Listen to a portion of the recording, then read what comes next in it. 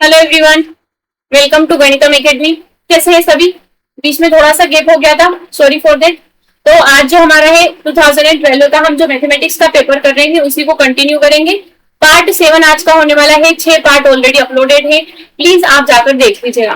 ठीक है, तो चलिए आज का सेशन स्टार्ट करते हैं बिना किसी फालतू बात के। ये है हमारा आज का क्वेश्चन। क्या कहता है पहला क्वेश्चन? ये क्वेश्चन नंबर 31 है। 30 क्वेश्चन ऑलरेडी हो चुके हैं और ये 2012 का पेपर है। 2 पेपर हुए थे, तो ये पेपर नंबर 2 है। 3 हम इसके बात करने वाले हैं। If n pigeons are assign to m pigeon hole, यानी n कबूतर है और n क्या है? होल है, यानी कबूतर के रहने के लिए होल है। होल तो समझते ना, छेद वो वाले। और ये जो बॉक्स के अंदर x लिखा है, इसका मतलब है ग्रेटेस्ट इंटीजर लेस देन और इक्वल टू x, मतलब x से छोटा या x के बराबर का इंटीजर हमें लेना है। जैसे कि मान लीजिए मैंने 1.2 रख लिया है, तो इस डिब्बे से बाहर सिर्फ इंटीजर ही निकलेगा। तो 1.2 से छोटा या इसके बराबर मुझे इंटीजर चाहिए। तो 1.2 तो इंटीजर नहीं है, तो इससे छोटा इंटीजर कौन है? 1। तो इस ग्रेट जी इंट फंक्शन इसको हम बोलते हैं। इसकी वैल्यू क्या होगी? 1.2 के अगर हमने अंदर रखा है तो बाहर क्या निकलेगा? 1 निकलेगा। हमारे पास n पिजन है, यानी n कबूतर है और एम होल्स है ना, उनके रहने के लिए हमारे पास एम जगह है। तो इनका कहना है कि one of the pigeon must contain at least how many pigeons, यानी कि हमारे पास एन मतलब ज्यादा पिजन है, कम होल है। तो एक होल में कम से कम, एटलीस्ट मतलब कम से कम कितने पिजन आएंगे उसका फॉर्मूला। ये हमारा काउंटिंग प्रिंसिपल है ना। तो बताना है हमें। मान लीजिए जैसे हमारे पास क्या होती है, एन ऑब्जेक्ट है और एम कंटेनर है। मैं ऐसा बोल दूं कि मेरे पास एन पेन्स है, ठीक है, और उनके लिए हर एक के लिए मेरे पास एम बॉक्सेस है। एक बॉक्स में एक पेन डालनी, मतलब तो एक बॉक्स में अगर मैं एक पेन डालती हूँ तो एक बॉक्स में एटलीस्ट कितनी पेन आनी चाहिए ताकि हमारे नंबर ऑफ पेन्स और नंबर ऑफ बॉक्स क्या हो, आपस में बराबर हो जाए। तो इस तरीके से एन पिजन को एम होल में डालने का फॉर्मूला क्या है? तो उसका सिंपल सा फॉर्मूला है हमारा ऑप्शन नंबर 4, जो है एन माइनस एम 1/m का ग्रेटेस्ट इंटीजर +1। ये काउंटिंग प्रिंसिपल से हमारा फॉर्मूला आता है और सिलेबस में ये नाम से मेंशन है, पिजन होल प्रिंसिपल। तो इसका करेक्ट आंसर क्या आएगा हमारे पास? ऑप्शन नंबर कितना आएगा? 4 आएगा। चाहे तो हम इसको एक एग्जांपल से भी देख सकते हैं। मान लीजिए फॉर एग्जांपल मेरे पास क्या है, 5 पिजन है। ऐसा मैंने मान लिया कि आई हैव 5 पिजन्स और मेरे पास क्या है, पिजन होल कितने हैं? मेरे पास 2 बॉक्सेस हैं या 2 पिजन होल्स हैं। तो एक होल में मिनिमम कितने, एटलीस्ट कितने पिजन आएंगे?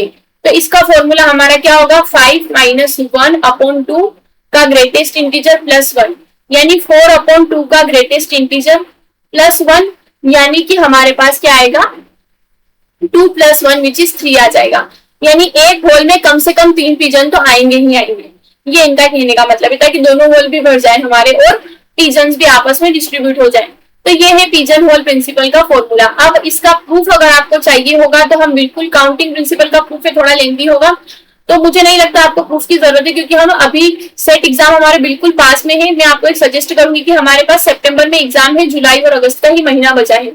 तो अभी जितने भी रिजल्ट हैं, ग्रुप थ्योरी हो, चाहे कॉम्प्लेक्स हो, रियल हो, टोपोलॉजी हो, सीओबी आई, जो भी हमारे सिलेबस में पूछा जाता है, सब भी क्या आपको क्या है, अभी रिजल्ट पर ध्यान देना है। अगर किसी का प्रूफ आप नहीं कर पा रहे तो डोंट वरी अबाउट इट, आप अभी प्रूफ को छोड़ दीजिए एग्जाम के पॉइंट ऑफ व्यू से। आप सिर्फ फॉर्मूलाज को समझिए, थ्योरम्स को समझिए, प्रूफ आप बाद में भी कर सकते हैं। ठीक है, बढ़ते हैं अगले क्वेश्चन की ओर। ये है अगला क्वेश्चन। अगला है हमारा लीनियर अलजेब्रा का क्वेश्चन। इफ द सेट, चलिए जस्ट अ सेकेंड, हाँ, if the set of matrices, इस तरह की मेट्राइसेस का एक सेट बनाया है हमने, और वो क्या बना रहा है? ग्रुप बना रहा है अंडर मल्टीप्लीकेशन। तो ये ग्रुप थ्योरी का क्वेश्चन हो गया। अंडर मल्टीप्लीकेशन वो ग्रुप बना रहा है, तो मैं आइडेंटिटी एलिमेंट के लिए x की वैल्यू क्या होगी? मतलब मान लीजिए मेरा ग्रुप G क्या है, इस G में हमारी इस तरह की 2x2 मैट्रिक्स आती है, मेट्राइसेस आती है, जिसमें सभी एंट्री सेम है, मतलब सारी ही जगह एंट्री सेम है, और जो एंट्री है ना वो एक नॉन जीरो रियल नंबर है। मतलब 1 हो सकता है, 5 हो सकता है, 9/8 हो सकता है, बट नॉन जीरो नंबर है और रियल नंबर है। और अंडर मैट्रिक्स मल्टीप्लीकेशन ये क्या है? ग्रुप बनाता है। 2 मैट्रिक्स को कैसे मल्टीप्लाई करते हैं आपको पता है ना, तो उसके साथ ये ग्रुप बनाता है। तो मुझे इसकी आइडेंटिटी एलिमेंट चाहिए। तो अगर मेरा ग्रुप मैट्रिसेस का ग्रुप है, तो इसकी आइडेंटिटी भी इसी तरह की दिखेगी, मैट्रिक्स ही दिखेगी।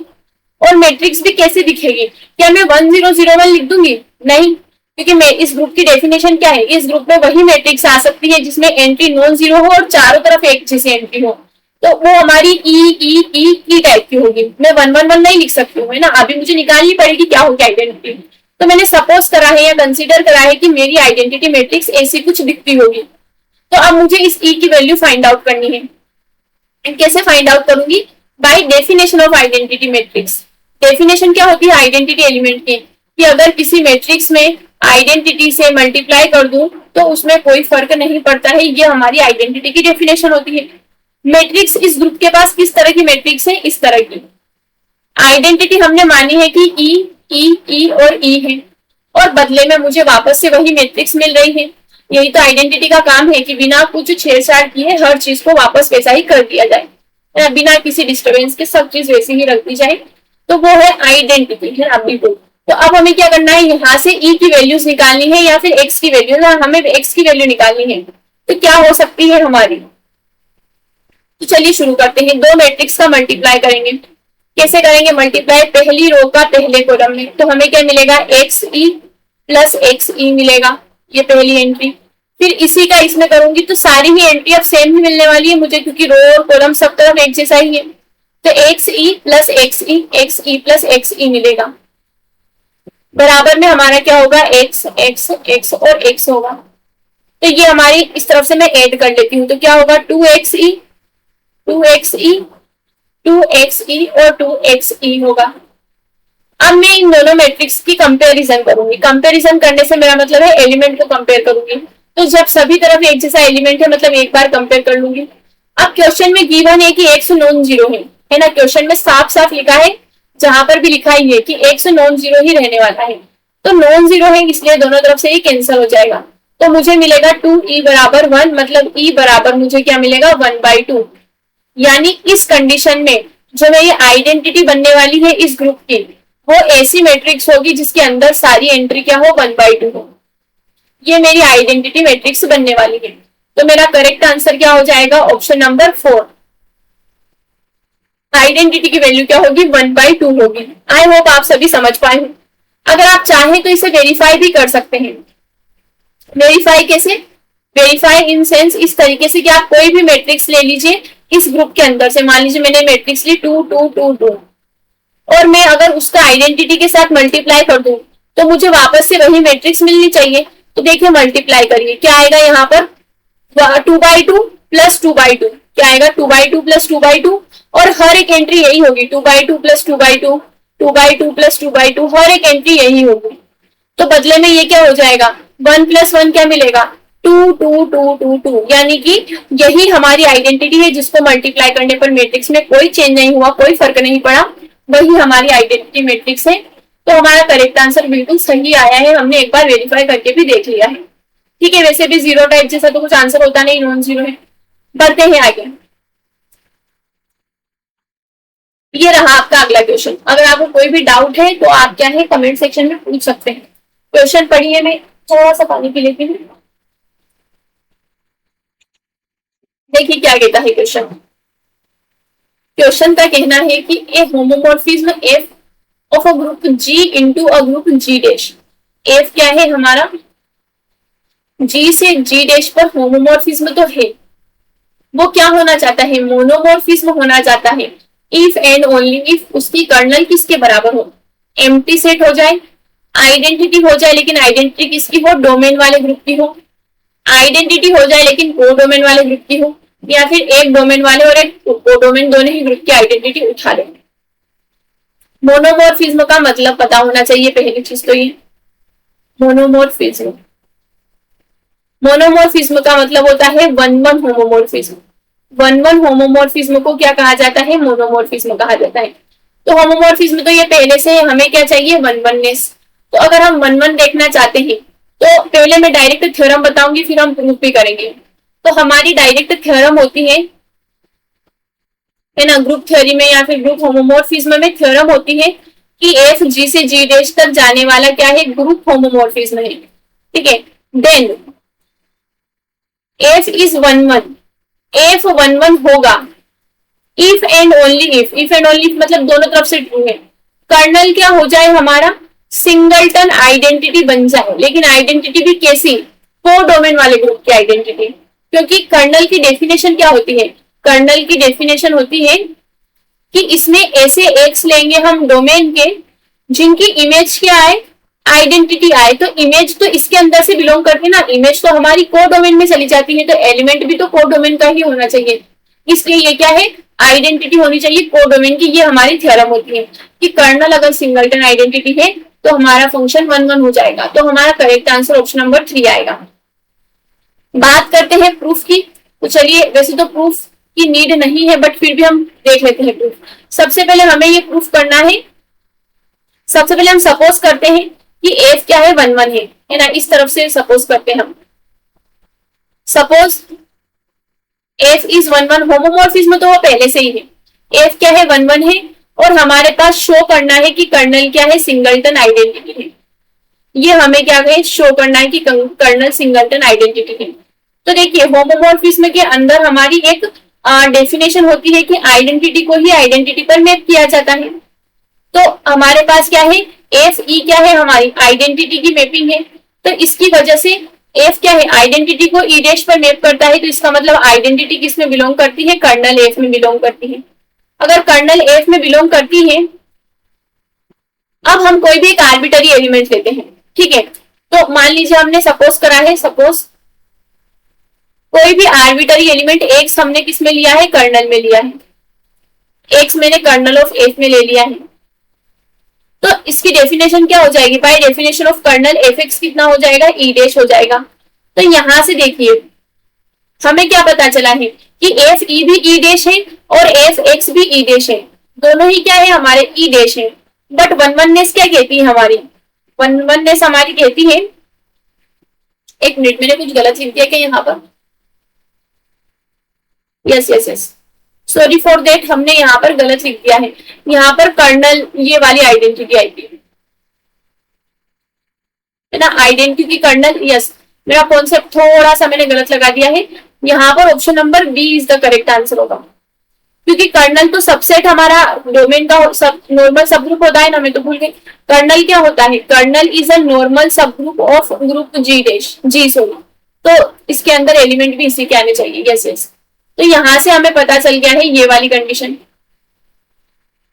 तो by equation 1 and by equation 2 हमारा क्या हो जाएगा, एफ एक्स किसके बराबर हो जाएगा, एफ ई के बराबर हो जाएगा। एंड सिंस एफ इज 1 1 तो एक्स किसके बराबर हो जाएगा, आइडेंटिटी के बराबर हो जाएगा। तो हमें पता चल गया कि कर्नल में सिर्फ और सिर्फ आइडेंटिटी आएगी। अब हम इसका इनवर्स अगर इधर से कॉन्वर्स प्रूफ करना चाहते हैं तो कॉन्वर्स हम यहाँ पर प्रूफ कर सकते हैं। कॉन्वर्स प्रूफ करने के लिए हमने मानेंगे, सपोज करा है कि कर्नल में क्या है, सिर्फ और सिर्फ आइडेंटिटी है और हमें टू शो करना है कि एफ हमारा कैसा फंक्शन है, 1 1 फंक्शन है। We have to show F is a 1 1 function. तो 1 1 फंक्शन शो करने के लिए हम क्या करते हैं, कंसीडर करते हैं कि इमेजेस बराबर है तो एलिमेंट आपस में बराबर आएंगे। तो हम करते हैं कंसीडर कि एफ एक्स बराबर क्या है, एफ वाई के बराबर है। अब सिंस एफ एक्स और एफ वाई किसके एलिमेंट है, जी डैश के एलिमेंट है और वो एक ग्रुप है, तो इनके इनवर्स भी एग्जिस्ट करेंगे। तो मैं दोनों तरफ क्या करती हूँ, एफ वाई के इनवर्स से मल्टीप्लाई कर देती हूँ। तो यहाँ पर मेरा क्या आ जाएगा, आइडेंटिटी आ जाएगा, लेकिन किसका, कोडोमेन वाले ग्रुप का, क्योंकि ये दोनों कोडोमेन के एलिमेंट है। तो अब हम यहाँ पर क्या है, एफ होमोमॉर्फिज्म है तो ये यहाँ पर मल्टीप्लीकेटिव तो होगा ही सही। एफ होमोमॉर्फिज्म होने से क्या हो जाएगा, मल्टीप्लीकेटिव है, फंक्शन प्रिजर्व करता है। तो अगर एफ किसकी इमेज को आइडेंटिटी डैश दे रहा है, इसका मतलब वो क्या है, हमारा कर्नल के अंदर बिलोंग करता है। यानी एक्स वाई डैश किसके अंदर बिलोंग करता है, एक्स वाई इनवर्स किसके अंदर बिलोंग करता है, कर्नल के अंदर बिलोंग करता है। बट कर्नल के अंदर तो एक ही एलिमेंट है, इसका मतलब एक्स वाई इनवर्स किसके बराबर है, आइडेंटिटी के बराबर है। तो दोनों तरफ वाई से मल्टीप्लाई कर दो तो मुझे एक्स बराबर वाई मिल गया है। तो फंक्शन मेरा क्या है, 1 1 है। सो आर फंक्शन इज 1 1। तो यहाँ से हमें पता चलेगा कि अगर कर्नल आइडेंटिटी हो तो फंक्शन 1 1 होता है, if and only if result है। ठीक है, कैसा रिजल्ट है, इफ एंड ओनली इफ, और हमने दोनों साइड से प्रूफ भी कर लिया है। थोड़ा यहाँ पर मुझसे मिस्टेक हो गया था, ठीक है, थोड़ी सी मिस्टेक हो गई थी, सॉरी फॉर दैट, कभी कभी हो जाता है कंफ्यूजन।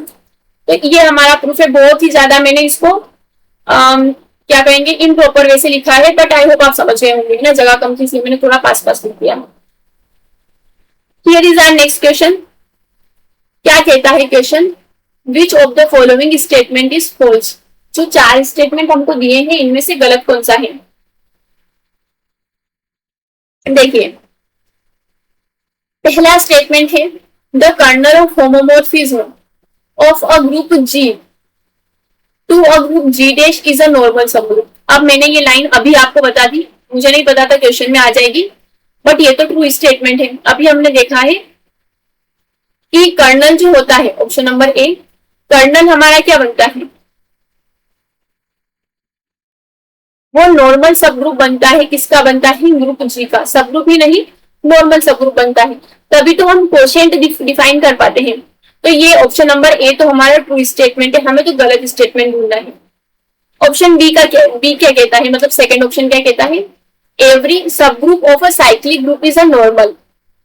तो देखिए हमारे पास डेफिनेशन होती है कि एवरी सब group of abelian group is normal. तो देखिए साइक्लिक ग्रुप क्या होता है? Cyclic imply abelian. हर एक साइक्लिक ग्रुप क्या होता है? अबेलियन होता है। और हमारे पास थ्योरम होती है कि अबेलियन ग्रुप के जितने भी सब ग्रुप बनते हैं सभी के सभी नॉर्मल बनते हैं, क्योंकि सारे ही लेफ्ट कोसेट और सारे ही राइट कोसेट आपस में बराबर होते हैं, है ना। सिंस जी क्या है? अबेलियन है। इसका मतलब क्या है? जितने भी लेफ्ट कोसेट है और राइट कोसेट है हमारा आइडेंटिकल होंगे। तो इससे हमें पता चलेगा कि हमारा एच क्या है? नॉर्मल सब ग्रुप बन जाएगा। जो भी हम सब ग्रुप लेना चाहें वो नॉर्मल बन जाएगा। तो ऑप्शन नंबर बी भी हमारा ट्रू स्टेटमेंट है, वो भी हमारा आंसर नहीं है। बात करते हैं ऑप्शन नंबर थर्ड की, जिसका कहना है कि H is a subgroup of G and N is a normal subgroup of G. ध्यान से देखेंगे क्या कहना है। एच सब ग्रुप है जी का and N is a normal subgroup of G. N क्या है? नॉर्मल सब ग्रुप ऑफ जी है। देन हमसे क्या कहा गया है? H intersection N is a normal subgroup of G. तो एच इंटरसेक्शन एन हमारा क्या बन जाए? नॉर्मल सब ग्रुप ऑफ जी बन जाए। क्या ये ट्रू होगा? तो देखिए ये हमारी बेसिक प्रॉपर्टी तो ये होती है कि इंटरसेक्शन ऑफ टू सब ग्रुप इज अगेन अ सब ग्रुप, ठीक है। बट इनका इंटरसेक्शन नॉर्मल सब ग्रुप हो ऐसा जरूरी नहीं, ऐसा कोई नेसेसरली नहीं है कि हमारा हमारा क्या हो? एच इंटरसेक्शन एन नॉर्मल सब ग्रुप बने। वो तभी बन पाएगा जब एच भी नॉर्मल हो, है ना। ये ट्रू तभी होगा जब एच नॉर्मल हो। तो यहां से ये हमारा फॉल्स स्टेटमेंट है। तो करेक्ट आंसर क्या हो जाएगा? ऑप्शन नंबर 3 हो जाएगा, क्योंकि वो हमारा फॉल्स स्टेटमेंट है। इसका मतलब ये है कि ऑप्शन 4 सही है। और ऑप्शन 4 हमारी थ्योरम है कि in a group theory two cosets are either identical और डिसजॉइंट। दो कोसेट्स क्या होंगे? Are identical, are either identical, either identical यानी बराबर होंगे, आर आइदर आइडेंटिकल और डिसजॉइंट, या फिर क्या होंगे? डिसजॉइंट होंगे। यानी कि कोई भी दो कोसेट है तो या तो उन दोनों का इंटरसेक्शन क्या होगा? नॉन एम्प्टी होगा, या फिर सॉरी एम्प्टी होगा, या फिर दोनों आपस में क्या है? इस तरीके से ए एच बराबर बी एच, इस टाइप का कुछ होगा। ए एच बी एच लिख देती हूँ यहाँ पर। लेफ्ट या राइट किसी भी तरह के कोसेट हो तो या तो वो आइडेंटिकल होंगे या वो डिसजॉइंट होंगे, ठीक है। चलिए, तो मैं आपको एक होमवर्क देती हूँ और बड़ा ही इंटरेस्टिंग होमवर्क देती हूँ। आप मुझे कमेंट सेक्शन में इसके लिए काउंटर एग्जाम्पल लिखकर बताइए कि ऐसा कौन सा काउंटर एग्जाम्पल है जहां पर एच सब ग्रुप है, एन नॉर्मल सब ग्रुप है, बट उनका इंटरसेक्शन नॉर्मल सब ग्रुप नहीं है। मैं हिंट आपको दे देती हूँ कि आप एसएन में फाइंड करने की कोशिश करें। किसमें फाइंड करें? एसएन सिमेट्रिक ग्रुप में। अगर आप फाइंड करना चाहेंगे तो आपको इजीली मिल जाएगा। मोर ओवर मैं आपको हिंट देती हूँ कि S4 में फाइंड आउट करने की कोशिश करें। तो इसके आंसर मुझे कमेंट में काउंटर एग्जाम्पल पता चलने चाहिए, है ना। देखते हैं कौन कर पाता है सबसे पहले। तो प्लीज लेट मी नो, ताकि आप ही को क्या है एक्सप्लोर करने का टाइम मिल पाएगा इसी तरीके से, अदरवाइज आप नहीं कर पाएंगे। Which of the following statement is true? इनमें से कौन सा स्टेटमेंट ट्रू है?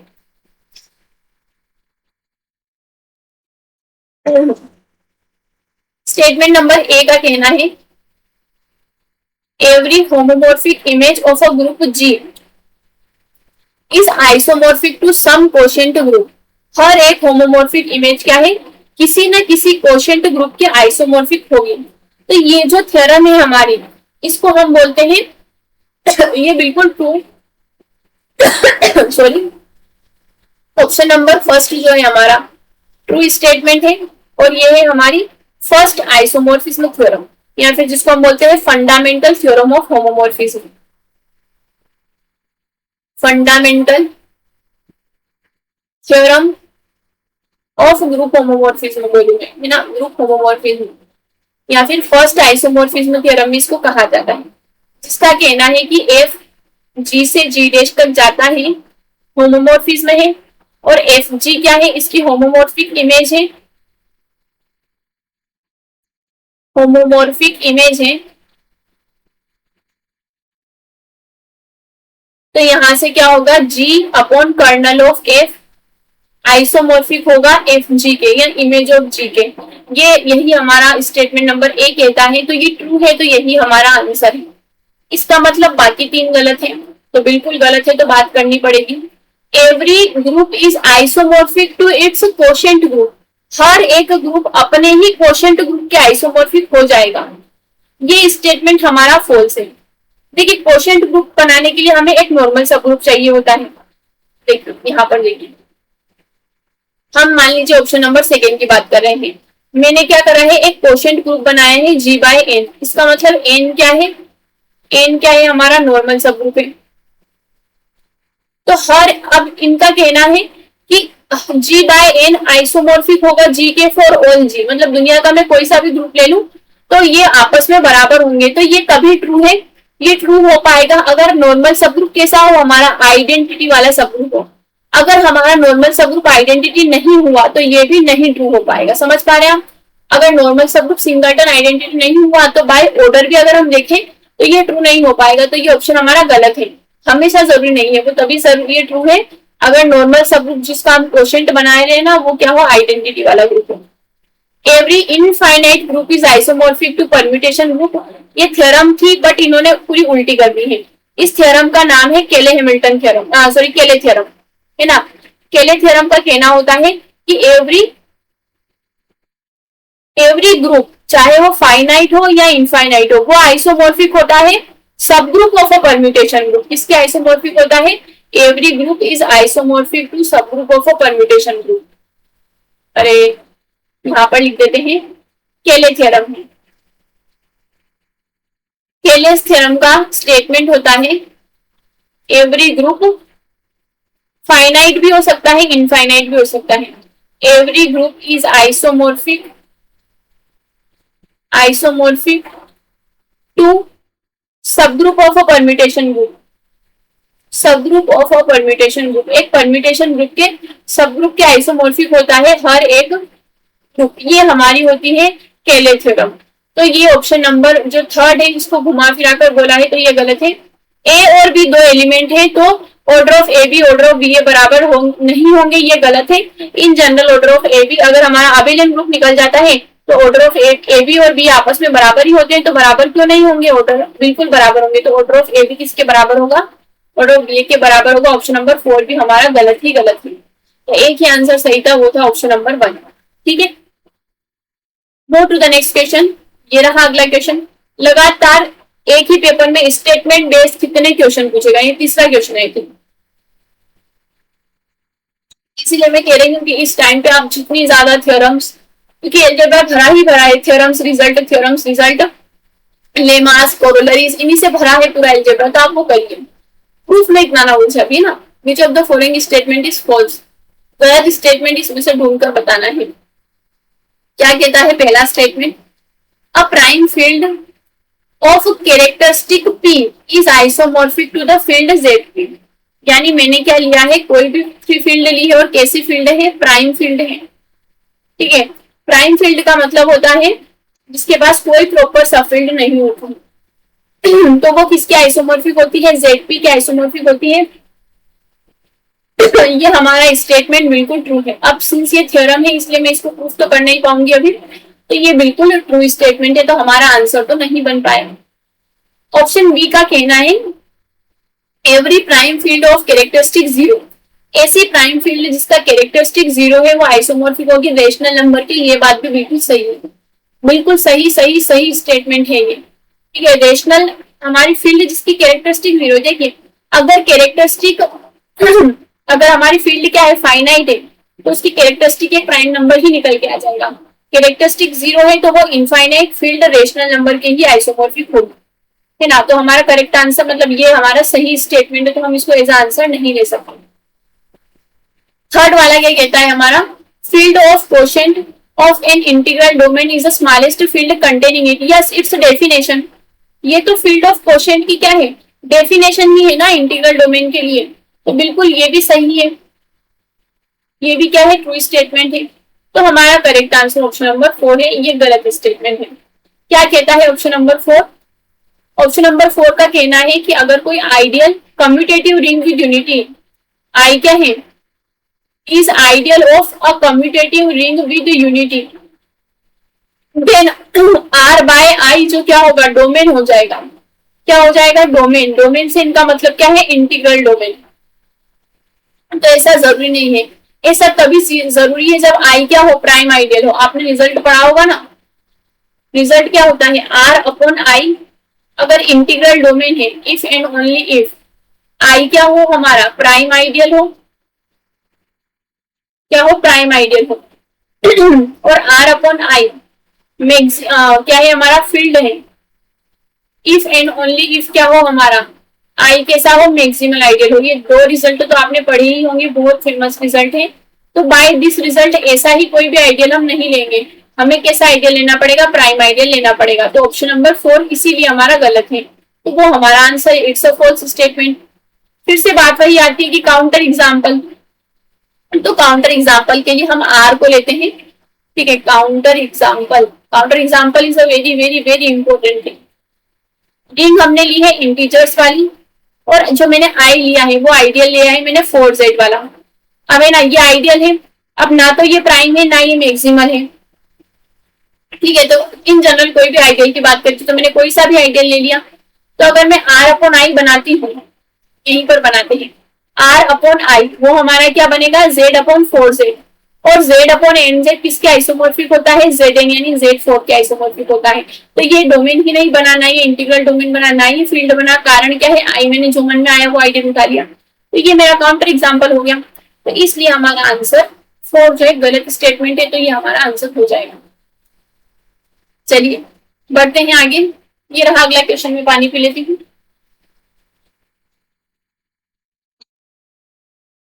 क्या कहता है क्वेश्चन, देखिए क्वेश्चन का कहना है E be a ring of even integer. E क्या है, इवन इंटीजर की रिंग है, मतलब 0 plus minus 2 plus minus 4 plus minus 6 इस तरह के एलिमेंट आते हैं ई के अंदर। एज क्या है, एज में क्या है, 4n टाइप के है, मतलब एज वही 4 की टेबल है जहां n इंटीजर में से 4 की टेबल वाली ग्रुप है, रिंग है इनमें। तो हमसे बोला है कि एच आइडियल है, एच प्राइम आइडियल है, एच मैक्सिमल आइडियल है या क्या है। तो पहली चीज एच आइडियल है, बिल्कुल है, ठीक है। हमारा जो इवन इंटीजर की रिंग है वो इवन इंटीजर की रिंग यही है ना 2z, और एच क्या है हमारा 4z, तो बिल्कुल एच कंटेन करता है 4z में, कंटेन करता है, मतलब ये इसकी सब रिंग तो है ही सही। साथ ही साथ आइडियल की डेफिनेशन क्या होती है, आइडियल प्रूफ करने के लिए आर ए बिलोंग करना चाहिए एच के अंदर, और ए आर भी बिलोंग करना चाहिए एच के अंदर। For all R belongs to E and A belongs to H. तो आप देखिए, मैं 2 की टेबल, मतलब यहाँ से 2 की टेबल उठाकर उसको 4 की टेबल में मल्टीप्लाई कर दूं तो बदले में 4 की टेबल ही तो बनेगी। तो ये हमारा क्या हो जाएगा, आइडियल तो हो जाएगा, इट्स अ आइडियल, इसमें कोई प्रॉब्लम नहीं है। तो क्या ऑप्शन नंबर ए सही कर दे, नहीं। आइडियल से भी बड़ी 2 चीजें होती है, प्राइम और मैक्सिमल, तो वो हमें चेक करनी पड़ेगी। तो देखिए प्राइम आइडियल के लिए क्या करेंगे, प्राइम आइडियल की डेफिनेशन देखिए। प्राइम आइडियल का मतलब ये होता है कि अगर आई में कोई भी 2 element A dot B belong कर रहा है, तो या तो ए आई के अंदर बिलोंग करता हो या फिर बी भी उसी आई के अंदर बिलोंग करता हो, तो हम उसे प्राइम आइडियल कहेंगे। ये प्राइम आइडियल की डेफिनेशन होती है। बट यहाँ पर देखिए 4z एच के, देखिए मैं ऐसा लिखती हूँ, हाँ 4z बराबर 2, 4z की लिख रही हूँ, सॉरी 4 बराबर 2 इंटू 2, ये एच के अंदर बिलोंग करता है ना। ये एच मेरा क्या है, 4 की टेबल है, तो 4 एच के अंदर है ना, बिल्कुल है। बट ना तो 2 एच के अंदर है, ना ही ये वाला 2 एच के अंदर है, मतलब 2 ए मैंने क्या लिया है, ए बराबर भी 2 लिया है, बी बराबर भी 2 लिया है। तो ए और बी का प्रोडक्ट तो एच के अंदर है, बट ना तो ए एच के अंदर है ना ही बी एच के अंदर है, इसलिए ये नॉट अ प्राइम आइडियल। ये क्या है, हमारा प्राइम आइडियल नहीं है, क्योंकि हमारा क्या है, इसके जो दो एलिमेंट है उनका प्रोडक्ट तो एच के अंदर है, बट वो दोनों ही एलिमेंट एच के अंदर नहीं है, तो ये प्राइम आइडियल नहीं हो पाएगा। तो ऑप्शन नंबर 4 भी गलत हो जाएगा। अब हमें मैक्सिमल आइडियल चेक करना है। मैक्सिमल आइडियल चेक करने की डेफिनेशन क्या होती है? मैक्सिमल आइडियल चेक करने का मतलब ये होता है कि कोई भी आइडियल आई को आर का मैक्सिमल आइडियल कहेंगे अगर आई क्या हो, सबसे बड़ा आइडियल हो जो आर में कंटेंट है। मतलब मान लीजिए अगर आई और आर के बीच में कोई और जे आता है, तो वो या तो आई के बराबर हो जाए या फिर वो किसके बराबर हो जाए, आर के बराबर हो जाए। ये होती है मैक्सिमल आइडियल की डेफिनेशन।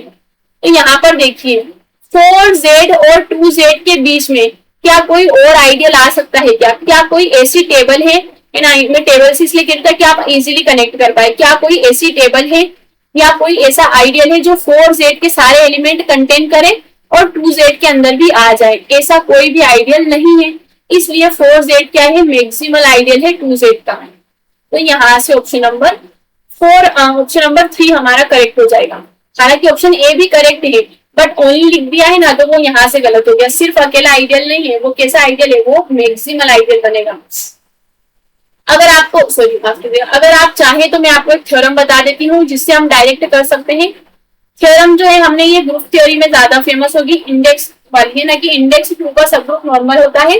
तो वैसे ही प्राइम है ना हमारा, अगर इंडेक्स किसी रिंग का क्या बन रहा है, प्राइम बन रहा है, तो वो हमारा क्या बन जाता है, मैक्सिमल आइडियल बन जाता है।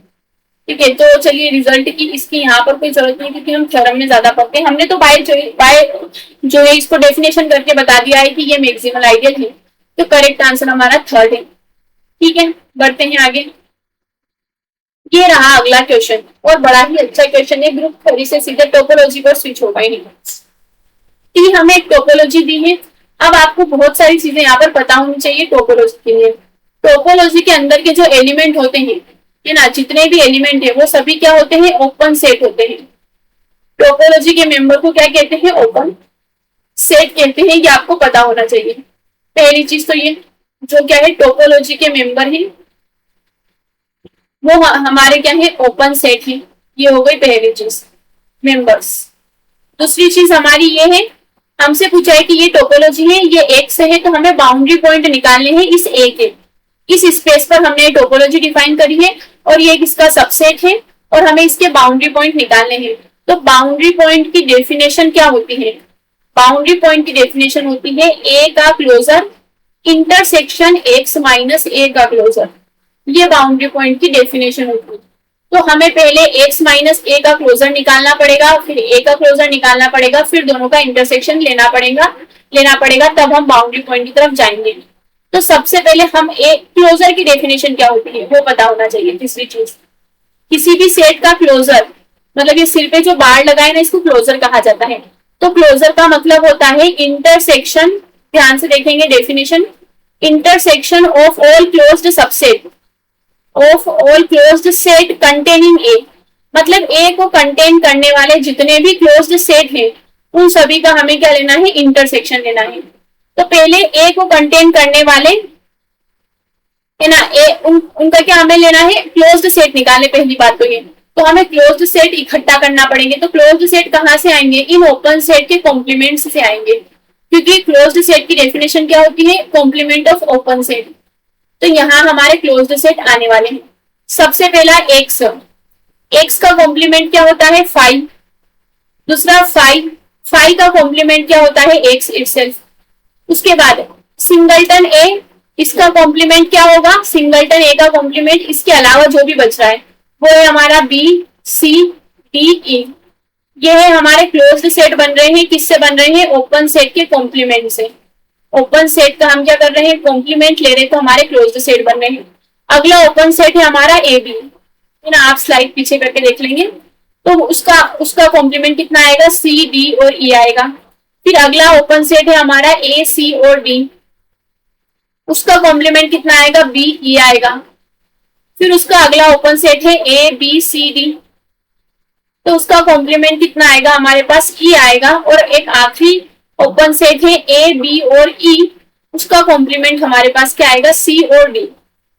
अब इनमें से हमें वो सेट छांटने हैं जो ए को पूरी तरह कंटेन करते हो, मतलब ए बी सी जिसके अंदर पूरी तरह से कंटेन है। तो एक तो ये है ए बी सी जिसके अंदर पूरी तरह से कंटेन है, बस एक अकेला यही मिल रहा है और तो कोई नहीं मिल रहा है ना, बस एक अकेला यही मिल रहा है। तो इसका मतलब ये है कि ए का क्लोजर क्या हो जाएगा, एक्स हो जाएगा, क्योंकि हमें वो सारे क्लोज्ड सेट का इंटरसेक्शन लेना है जो ए को पूरी तरह कंटेन करते हैं।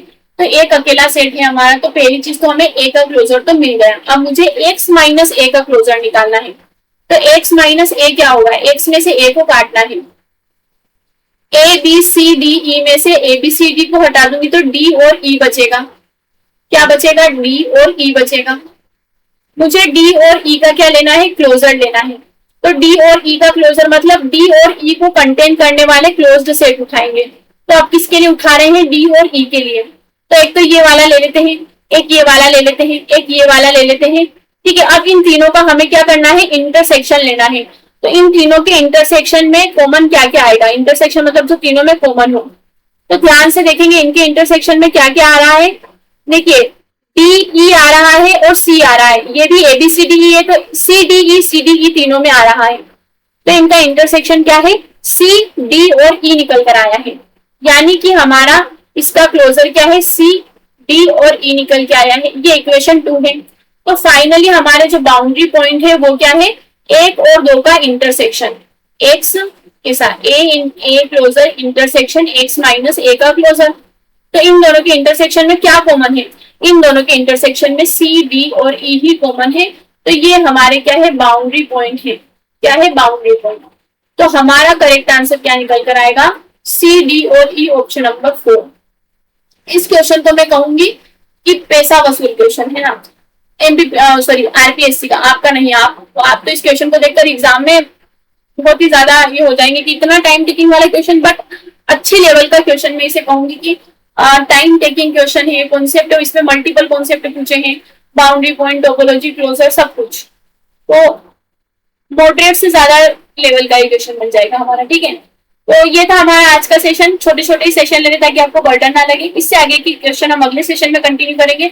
चैनल को सब्सक्राइब कर लीजिएगा। और मैं आपको बता दूं कि राजस्थान सेट के लिए हमने पेपर फर्स्ट की भी मैंने आपको 1-2 लेक्चर डाले हैं, आपने देखे होंगे मे भी।